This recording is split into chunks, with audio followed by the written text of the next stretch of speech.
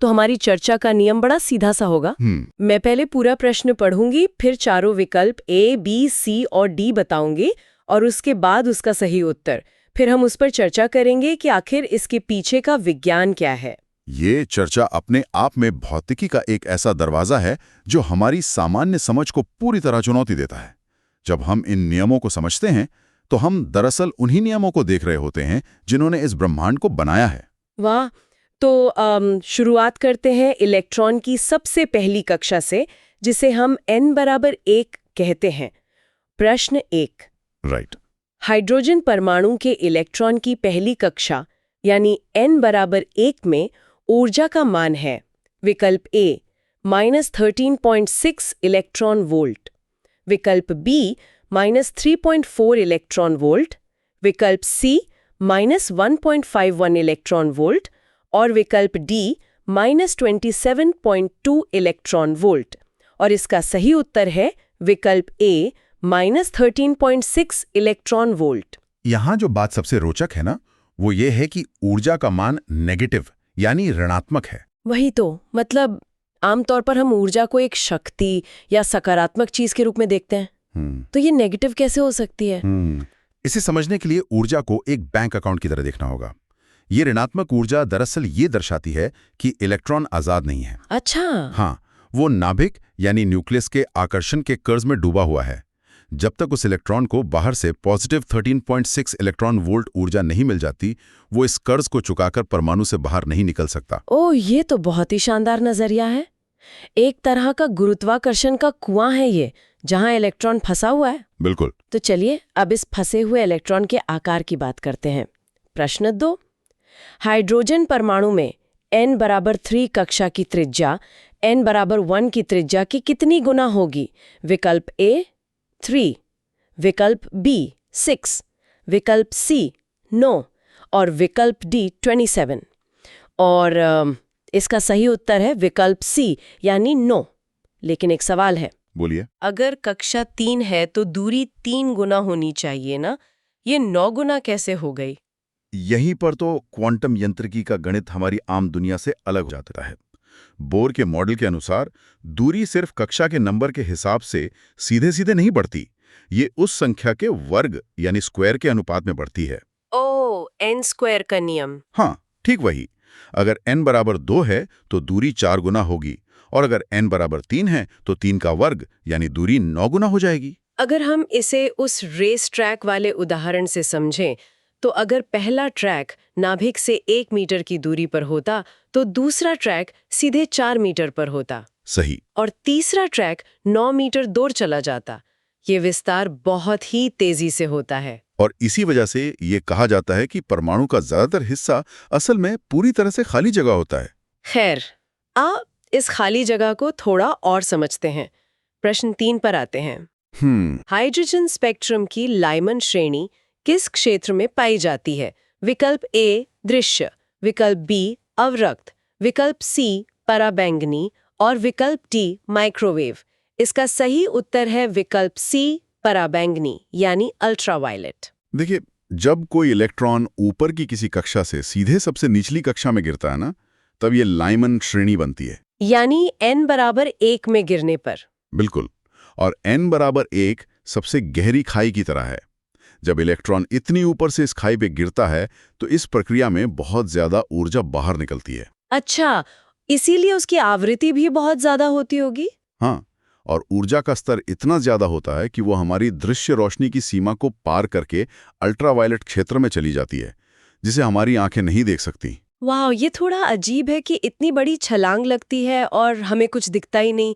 चलिए इन कक्षाओं से आगे बढ़ते हैं। अब बात करेंगे इलेक्ट्रॉन के व्यवहार की। प्रश्न 4। यदि किसी इलेक्ट्रॉन की डी ब्रॉगली तरंगदैर्ध्य 1 एंगस्ट्रॉम है तो उसका संवेग होगा। यहाँ पर h का मान 6.63 गुणा 10 की घात -34 दिया गया है।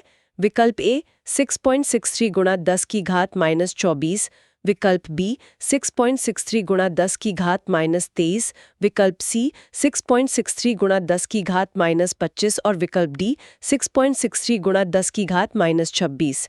और इसका सही उत्तर है विकल्प A यानी 6.63 गुणा 10 की घात -24 kgms। ये क्वांटम भौतिकी का सबसे चक्कर घिरनी कर देने वाला सिद्धांत है। वही मैं यहाँ थोड़ा टोकना चाहूंगी। बोलिए। चलिए इसको थोड़ा आसान तरीके से समझते हैं। एक इलेक्ट्रॉन तो एक कण है ना, एक बहुत छोटी गेंद की तरह। तो उस कण की भला तरंग दैर्ध्य यानी वेव कैसे हो सकती है? यही तो दे ब्रोगली का वेव पार्टिकल ड्यूअलिटी यानी तरंग कण द्वैत का सिद्धांत है। उन्होंने बताया था कि ब्रह्मांड में हर ठोस पदार्थ जब गति में होता है तो वो एक तरंग की तरह व्यवहार करता है। ओह, तो क्या इसका मतलब ये है कि इलेक्ट्रॉन नाभिक के आसपास सिर्फ एक गोल बिंदु की तरह नहीं घूम रहा है, वो एक लहर की तरह फैलते हुए चल रहा है? सटीक रूप से। बस प्लैंक स्थिरांक का मान इतना छोटा होता है कि हमें अपने आम जीवन में ये लहरें महसूस नहीं होती, पर इलेक्ट्रॉन के सूक्ष्म स्तर पर यह लहर ही उसका सच है। ये वाकई हजम करने में थोड़ा मुश्किल है। खैर, प्रश्न 5 देखते हैं, जो वापस उस ऊर्जा के कर्ज की बात कर रहा है। राइट। हाइड्रोजन परमाणु के लिए दूसरी कक्षा यानी n बराबर 2 की ऊर्जा होगी। विकल्प ए -13.6 eV, विकल्प बी -6.8 eV, विकल्प सी -3.4 eV और विकल्प डी -1.7 eV। इसका उत्तर है विकल्प सी -3.4 eV। अगर आप ध्यान दें तो ये पहली कक्षा का ठीक एक चौथाई है। हाँ, 13.6 को 4 से भाग देंगे तो 3.4 ही आएगा। यानी यहाँ भी वो n स्क्वायर वाला नियम अपना जादू दिखा रहा है। 2 का स्क्वायर 4। बिल्कुल, ये दर्शाता है कि जैसे जैसे इलेक्ट्रॉन नाभिक से दूर जाता है उस पर नाभिक का कंट्रोल कम हो रहा है, कर्ज कम हो रहा है, जिसका मतलब है कि वो आजादी के और करीब जा रहा है। सही बात है। अब आते हैं प्रश्न 6 पर। किस कक्षा में इलेक्ट्रॉन का कोणीय संवेग यानी एंगुलर मोमेंटम न्यूनतम होगा? विकल्प ए n बराबर 1, विकल्प बी n बराबर 2, विकल्प सी n बराबर 3 या विकल्प डी n बराबर 4। इसका बड़ा सीधा सा उत्तर है विकल्प ए n बराबर 1। क्योंकि कोणीय संवेग सीधे तौर पर कक्षा की संख्या पर निर्भर करता है, यानी n पर। हाँ, तो सबसे छोटी कक्षा में ये अपने आप सबसे कम ही होगा। अच्छा, समझ गई। चलिए अब थोड़ा गणित की पहेलियां सुलझाते हैं। प्रश्न 7। राइट। यदि किसी कक्षा की त्रिज्या 5.29 एंगस्ट्रॉम है तो वो कौन सी कक्षा है? विकल्प ए n बराबर 1, विकल्प बी n बराबर 2, विकल्प सी n बराबर 3 या विकल्प डी n बराबर 4। सही उत्तर है विकल्प सी n बराबर 3। पर मुझे यहाँ एक गड़बड़ लग रही है। क्या गड़बड़?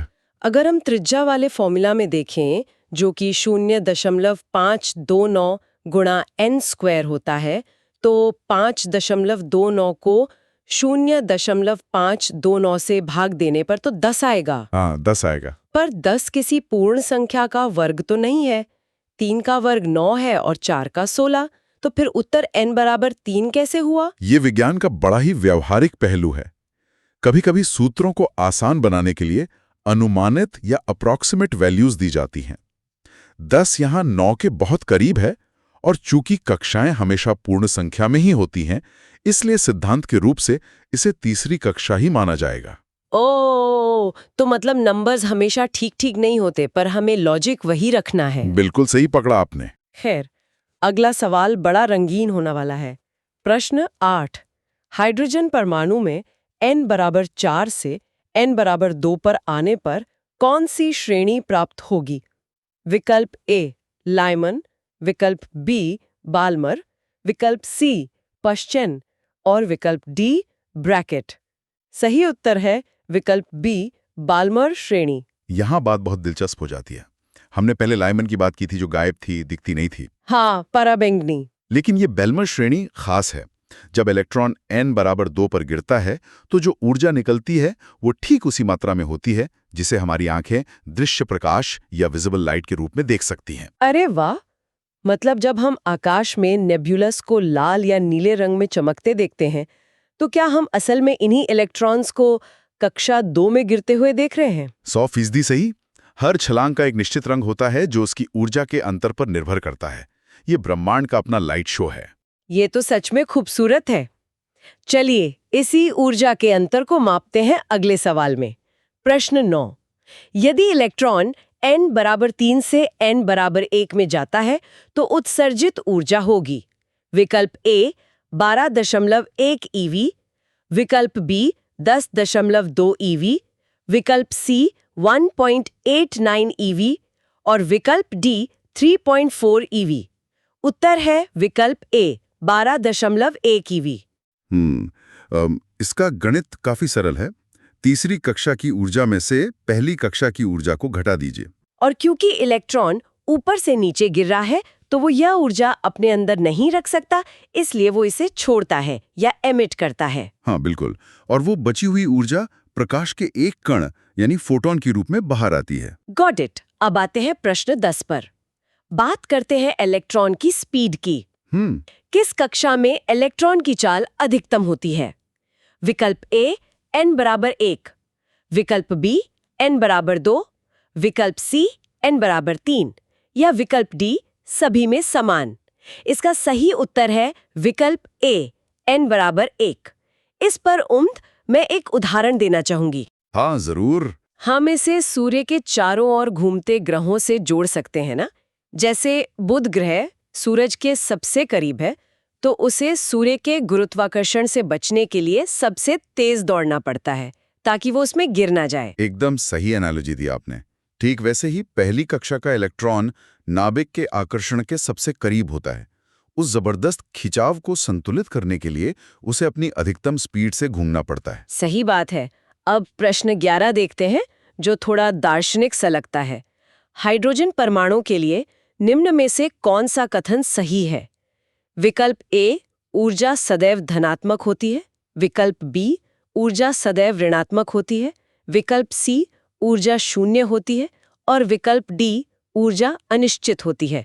इसका सही जवाब है विकल्प बी ऊर्जा सदैव ऋणात्मक होती है। अगर हम इसे बड़ी तस्वीर से जोड़ें तो ये ऋणात्मक ऊर्जा ब्रह्मांड का एक नियम है। कैसा नियम?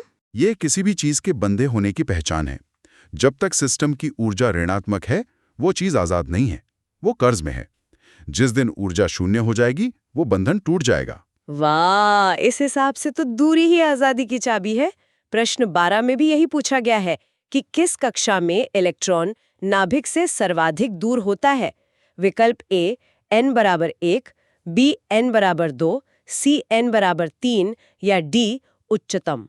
और उत्तर बहुत सीधा है, विकल्प डी उच्चतम कक्षा। हाँ, सीधा सा तर्क है। n बढ़ेगा तो दूरी भी बढ़ेगी और जब n अनंत हो जाता है तो उसकी ऊर्जा शून्य हो जाती है। इलेक्ट्रॉन पूरी तरह आजाद। क्या बात है।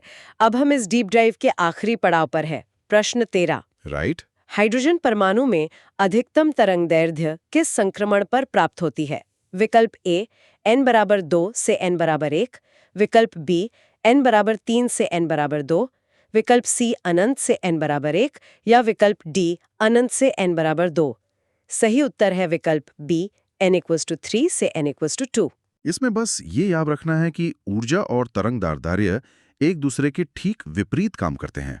यानी जहां ऊर्जा का अंतर सबसे कम होगा वहां तरंगदैर्घ्य सबसे लंबी होगी और इसलिए 3 से 2 की छलांग सबसे छोटी छलांग है। बिल्कुल। सबसे कम ऊर्जा यानी सबसे लंबी लहर। आसान है। अब प्रश्न 14। यदि किसी इलेक्ट्रॉन की ऊर्जा -0.85 eV है तो वो किस कक्षा में होगा? विकल्प ए n = 2, विकल्प बी n = 3, विकल्प सी n = 4 और विकल्प डी n = 5। इसका उत्तर है विकल्प सी n बराबर 4। तो इस सब का क्या मतलब है? ये रिवर्स इंजीनियरिंग का बड़ा अच्छा उदाहरण है। हम जानते हैं कि बेस ऊर्जा -13.6 होती है। अगर उसमें -0.85 से भाग दें तो 16 आएगा। और 16 किसका वर्ग है? 4 कण। बस अगर ऊर्जा पता है तो आप उसकी एग्जैक्ट कक्षा निकाल सकते हैं। ये गणित की खूबसूरती है। अब आखिरी सवाल, प्रश्न 15। हाइड्रोजन परमाणु के लिए रिडबर्ग नियतांक यानी कांस्टेंट का मान है? विकल्प ए 1.097 × 10⁻7 मीटर इनवर्स, विकल्प बी 3.29 × 10⁻15 एस इनवर्स, विकल्प सी 6.63 × 10⁻−34 JS और विकल्प डी 9.1 × 10⁻−31 kg। और उत्तर है विकल्प ए 1.097 गुणा 10 की घात 7 मीटर इनवर्स। मेरे हिसाब से ये ब्रह्मांड के सबसे जरूरी स्थिरांकों में से एक है। ऐसा क्यों? क्योंकि इसी एक नंबर के जरिए हम तारों की रोशनी को पढ़ते हैं।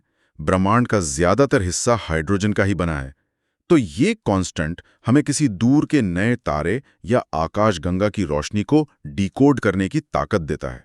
एक तरह का बारकोड रीडर है ये परमाणुओं का। वाह, तो आज हमने जो 15 अलग-अलग प्रश्न देखे वो असल में एक ही बड़ी तस्वीर के अलग-अलग हिस्से निकले। हाँ बिल्कुल। हमने एक इलेक्ट्रॉन के -13.6 ईवी के उस भारी कर्ज से शुरुआत की।